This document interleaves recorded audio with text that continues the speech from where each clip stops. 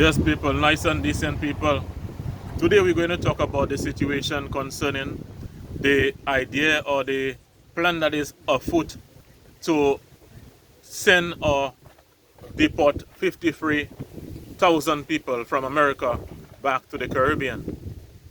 Now, there are a lot of things that we can say or we have heard concerning how people feel about Donald Trump, how people feel about his policies and all of that. But we need to fundamentally remember that prayer that they taught us when we were growing up. It said something like, Lord, grant me the serenity to accept the things that I cannot change and the wisdom to accept the difference. The fact is, we are not able to change the decision that Donald Trump is making. We are not able to change his stance concerning immigration. We are not able to individually go and try to convince him otherwise. We have an institution in the Caribbean called CARICOM, which over many years I have regarded CARICOM for the most part to be a useless organization. CARICOM will come up and boast about things that they have achieved. But when you really look at it, if it is that the institution is there, millions of dollars have been pumped into it, clearly there must be something that you can show for the sacrifices that the Caribbean governments and others are making in terms of contribution to that organization. There must be something that you can show. But for the most part, we know that this CARICOM is really useless. We have a situation where if you were to leave St. Lucia or any other Caribbean islands to go to Barbados or other places in the Caribbean, it is actually more expensive to travel within the Caribbean only at, which is the Caribbean Airlines, as opposed to taking these other American Airlines or these other airlines that go to America. It is cheaper to leave here and go to Atlanta, go to New York on these American Airlines as opposed to traveling within the Caribbean itself. And we have CARICOM and all these organizations, and for years people have been complaining about those things and yet nothing is happening. So when you look at it, to me, CARICOM need to be shut down. But again, let's look at the situation with Donald Trump and the deportation. They're saying they're sending 53,000 people back. Around 202,000 people they have on a list, they say, coming to St. Lucia. 200 and something people. What we need to do, people, it is of paramount importance that we strengthen our institutions. We need to recalibrate our institutions, because the institutions that we have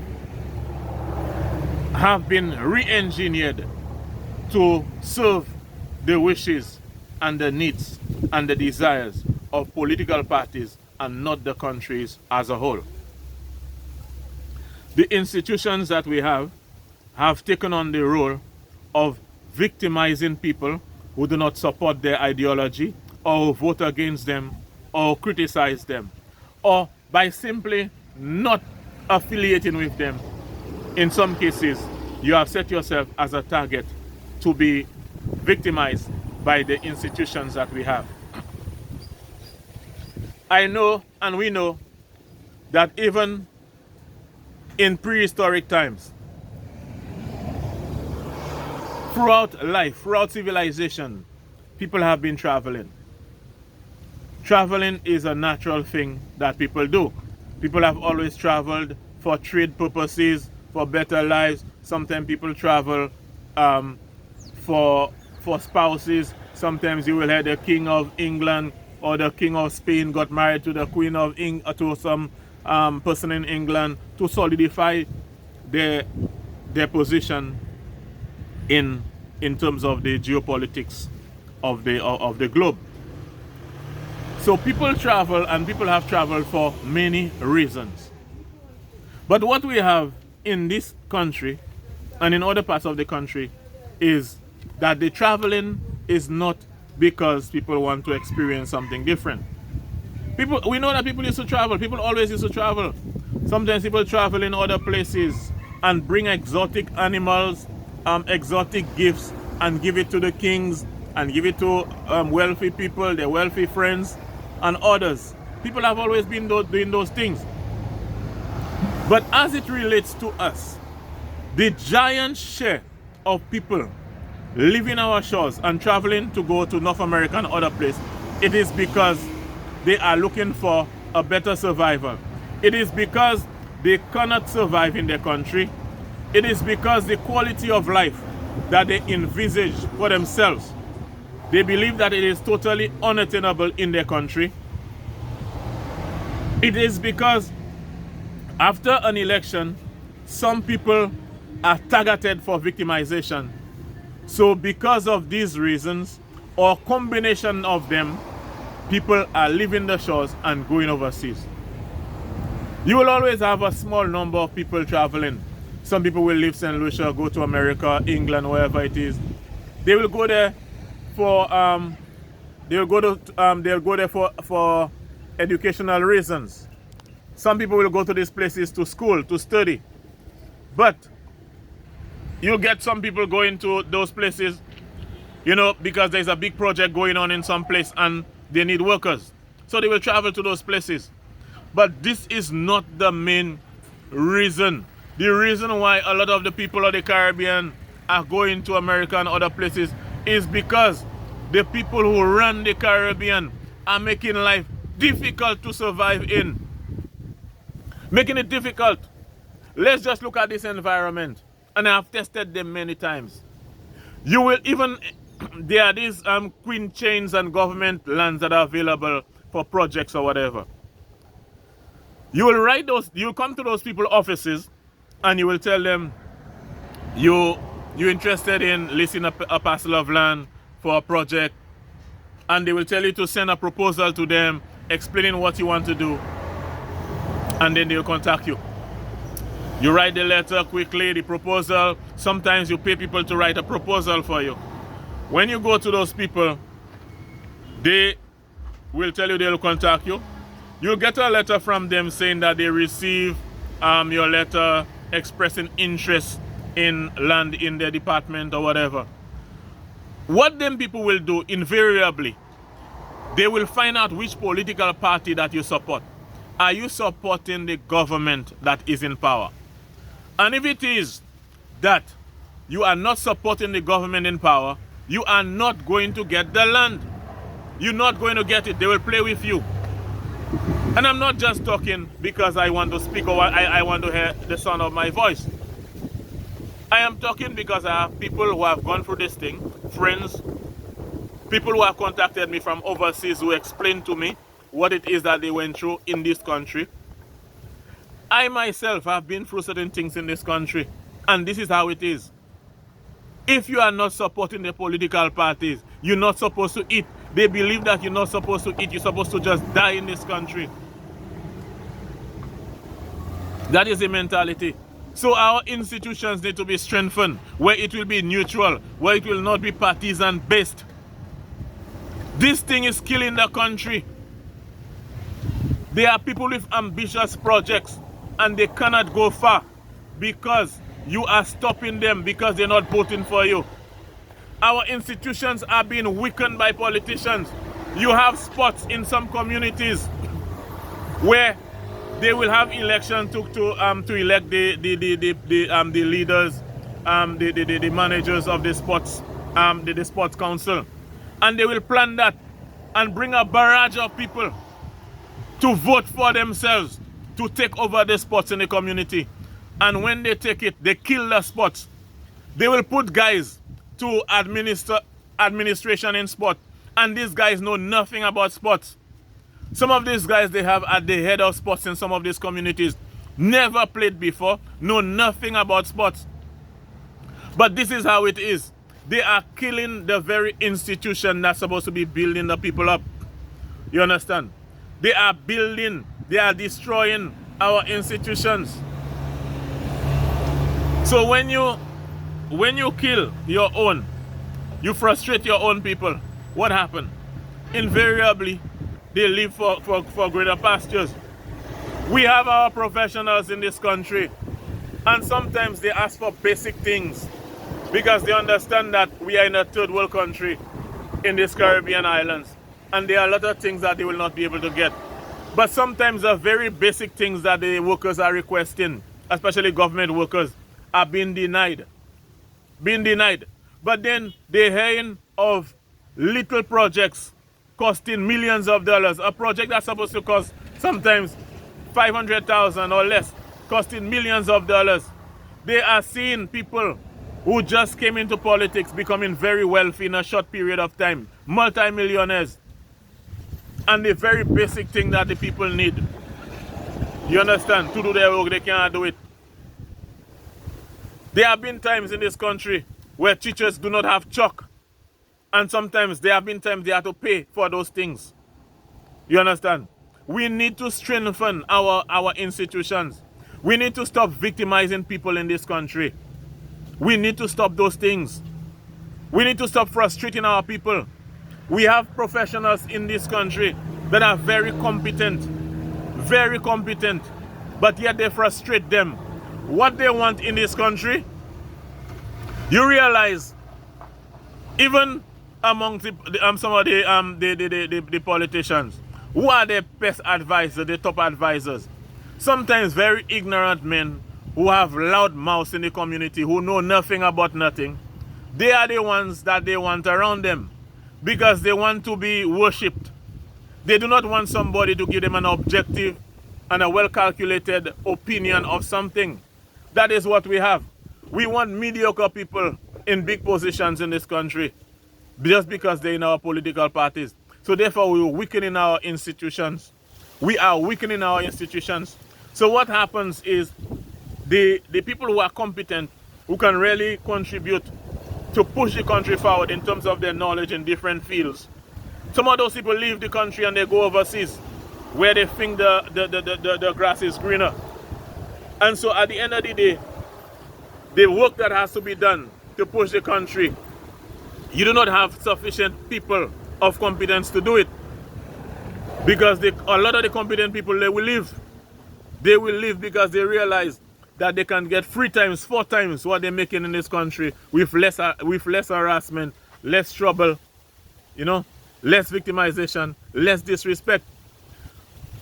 In this place, in these Caribbean places, they do not want educated people. They do not want qualified people. They do not want competent people in this place. You have people, like look at farming. Let me just give you an example, farming. The people in this place, what they did, they said that they have 7 crops that they need to help in the food security of the country. They go and they bring Taiwanese people here.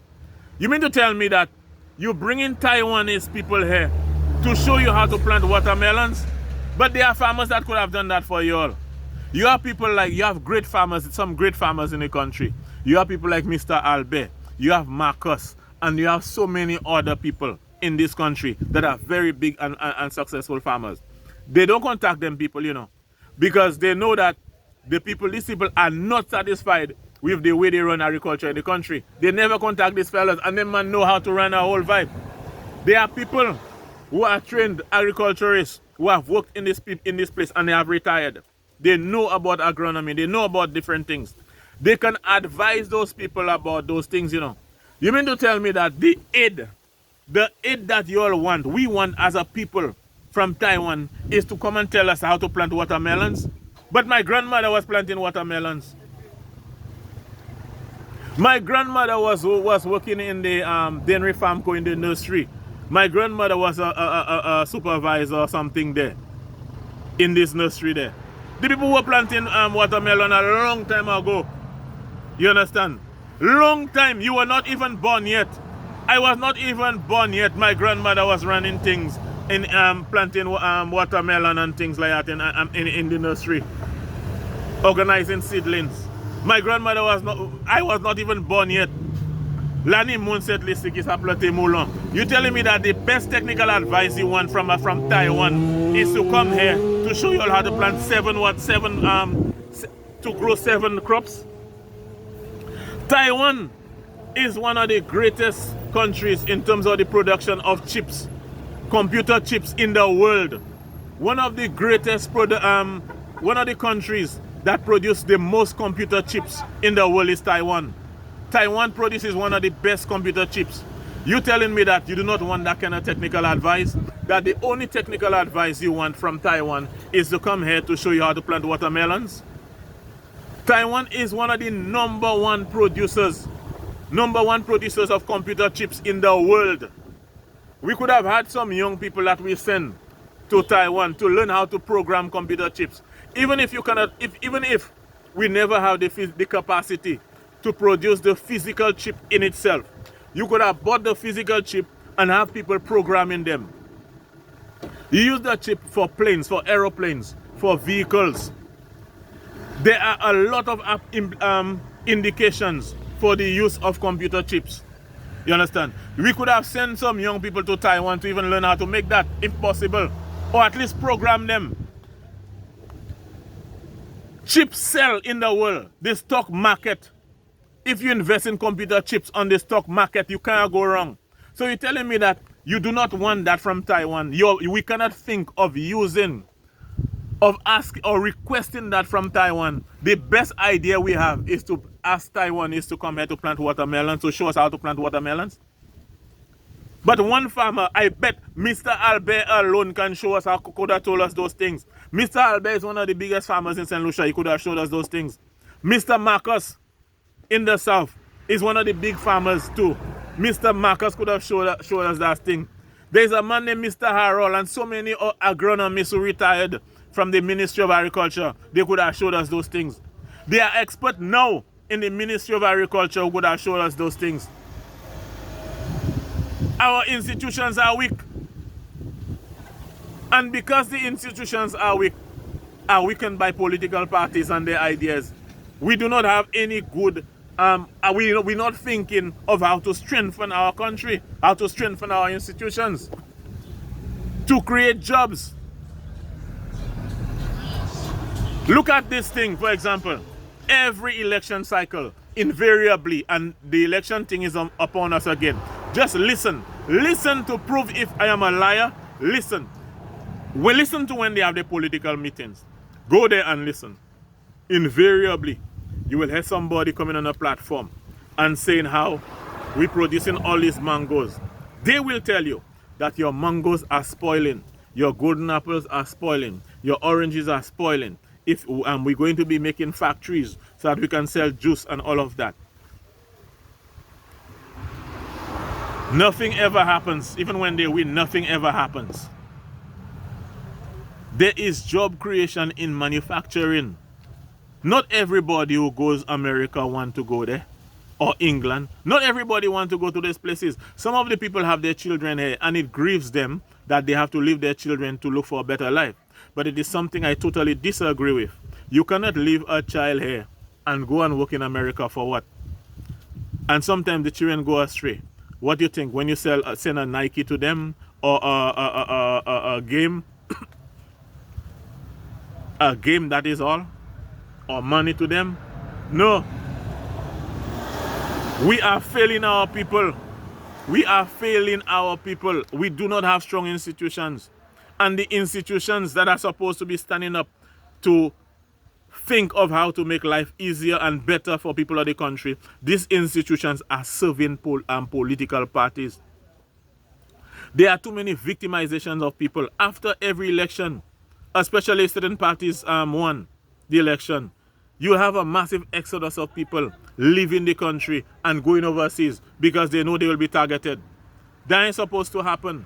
Because we're supposed to understand fundamentally, people have different ideologies. There are certain people who believe that certain parties, their family members benefited from it, or somebody in something helped them. They wanted a road to the farm, somebody did it for them. Where they were living, their grandmother was living, there was no electricity, and some political parties was able to bring electricity there. And for that reason, they never forget the times when they did not have electricity, and they maintain a certain level of loyalty to the political party who ensured that they had electricity. These things happen. These things will always happen. But you cannot try to prevent somebody from eating just because they didn't vote for you. And at the same time, we should understand the environment that we live in terms of the crime environment that we live in. Because there will be a time when, based on what you've seen, people will not accept to be victimized no more. You can see the tides. You can see what is happening in the country.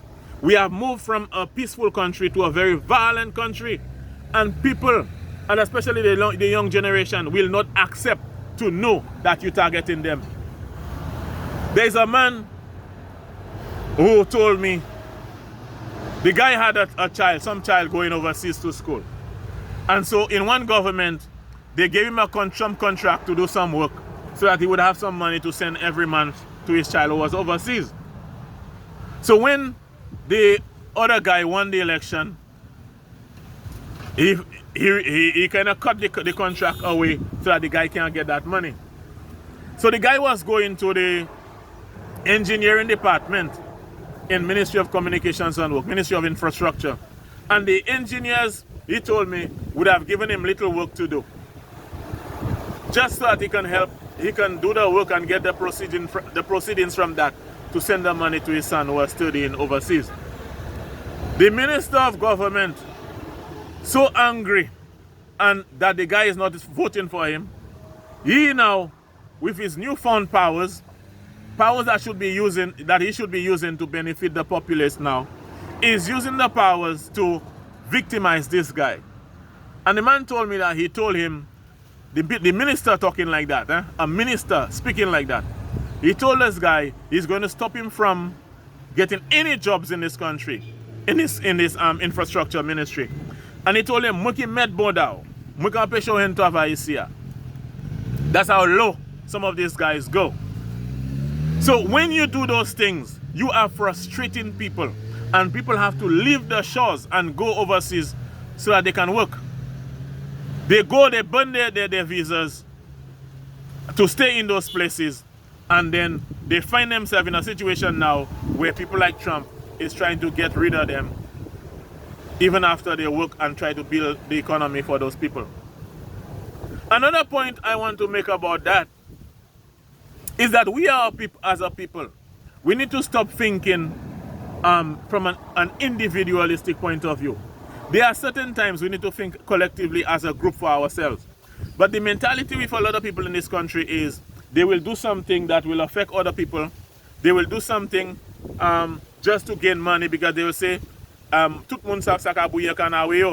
everybody knows what their problems are.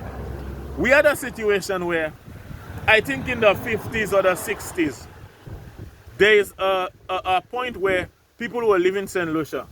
There was a massive migration of people living in St. Lucia to go to England. And there was a boat that was taken to those people. I think they call this time the Windrush era. People were living there, going and help them build Europe. So after people went there, they had their children, they had their life, they built England and everything. And a few years ago, after they built England and established it for them, a few years ago, the Conservative Party there decided that they didn't want them people around. So they started deporting people to send them back to Jamaica and different places. Imagine, some of those people did not know Jamaica. They were not born in Jamaica. But they found a way to get them out.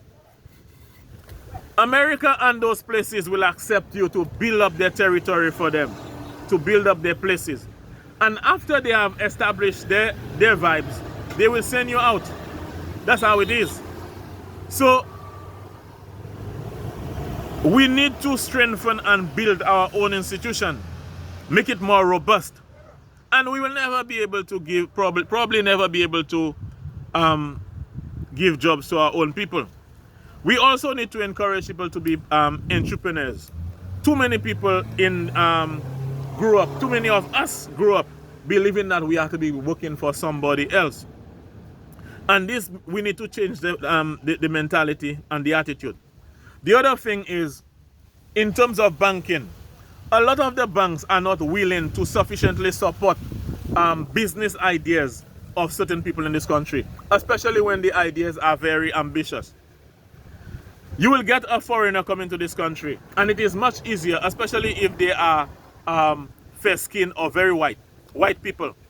They will get a loan of a couple $1,000,000, and you will, from St. Lucia, you will qualify in terms of having all the assets and the things that they require, and they will deny you. And it has happened to many persons. There is a certain bank in this country, a commercial bank, a major commercial bank in St. Lucia. They gave a loan to some guys, I think they were from Spain. They gave them a loan of around $3 million. Now that's one set of fellas I know. When them guys got those $3 million, they left St. Lucia with the $3 million and they never implemented the project. They just disappeared.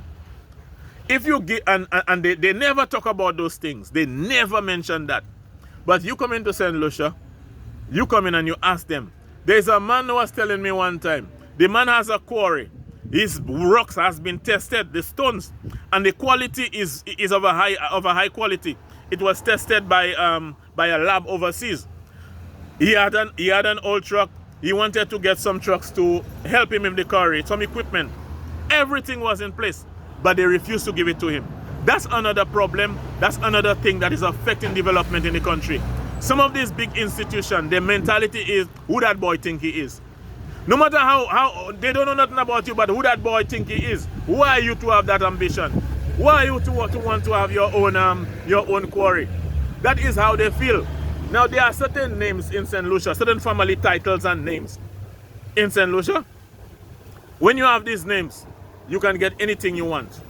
But other people, they deny you, they deprive you of these things. They fight against you. You want $1 million loan to do something? Their mentality, who the hell you think you are? But certain names, no problem. That will be approved. Even before anybody sign anything or even come to the bank, that loan already approved. That is how they are. The other thing too, we need to change the mentality and the way we do things. In America, the government is not a major employer, you know. It is small businesses that really employ people. And the idea and the concept of small business we know is different from what it is here. But it is mainly small business that is employing people in America.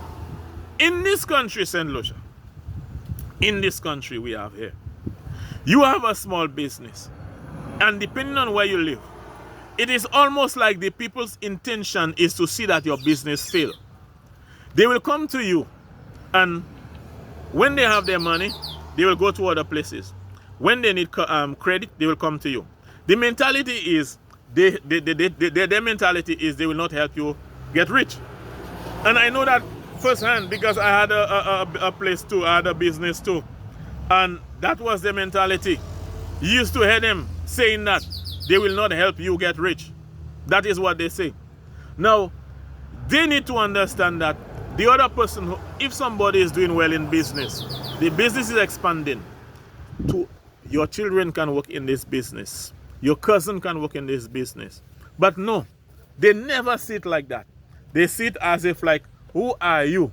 You're not supposed to have nothing more than them. If it is that they're starving and they're hungry and they messed up, you're supposed to be like them because you're from the same community. How dare you prosper like that when they can't even buy a bread? Or there are people in this country who could have started businesses. I heard there's a man who told me one time, the man has a big sum of money in his account and is depending on the interest from that. And the man tell me he's not going to start no business to employ nobody to steal his money. And that brings us to another thing. There's a mentality in this place that if you have a business, it is okay for people to steal your money. A lot of St. Lucians believe that there's nothing wrong in stealing from people who have more money than them. A lot of you believe that. And so what happened is that has caused a lot of people, businesses to crumble. And a lot of people are not willing. People have money. Some people have money. And they're not willing to invest because they can't invest money just for people to steal it. Even sometimes, I heard a guy talking one time about bus. Like somebody buys a bus and let another person drive it. And some people believe that while you're driving for that other person, it is okay to take some money for yourself, for you to buy your own bus too. And people do that. So there is not much incentive for somebody to want to invest in this economy because of the mentality of some of the people. You understand? And so all of that thing will change. If it is that the environment is good for us to invest, you have people that are willing to work for you and not really steal your money and behave like it is theirs. There'll be more people creating small businesses, more people will be employed, and in that way, we will make ourselves more resilient, where our people will be willing to stay here instead of going overseas to make Trump behave like the way he's behaving there right now. So fundamentally, we have to look into ourselves. There are a lot of sick-minded ideologies that are going around in the place. Even the thought of some people being sent back to this country. You know, there are St. Lucians who are rejoicing over that, not realizing that those people who you consider to be illegal in America, check the statistics. There is something, says some place, some data I got from some source, and it shows that on a yearly basis, 46 million US dollars is being sent to St. Lucia. Now that's 46 million US dollars that is being used for people to build their houses, do different things, send children to school, different things like that. Okay? Some of the people who go to university is somebody that is illegal in America that is helping them. Okay? I have been to university and other things overseas, medical school, and it's people overseas that working in America that help me. Help me. So some of the equipment that I need in medical school, some of the thing, money to help me pay my apartment and things like that. So when you're here talking and gloating and laughing when they at the thought of people being deported, you people don't even need to be in this country with that kind of mentality. The whole mindset of the people have to change. We have to change as a people. Because fundamentally what we have in this place is, we have a situation and we have a system where people do not want to see other people do better than them. People do not want to see other people survive and thrive in this country. And that whole ideology and that mentality has to change. And also, the institutions that we have need to be strengthened to cater for the people and not for the political party. That needs to change. Because in a number of people, these political parties are detrimental to the survival, to the economic survival of people in this country. And that has to change. That must change. You understand? So, we have work to do. We have to strengthen our institutions whereby our institutions are not going to be used as tools to frustrate our people. And these banks need to start giving loans to people that are serious. It is so easy for you to give loans to a white person from overseas, and some of them will take that money and go overseas. But your own people, your mentality is, who that man think he is? Who that man think he is? One time I went to, there's a bank a commercial bank on Bridge Street. I'm not going to mention the name. I went there. I wanted to purchase a piece of land. I went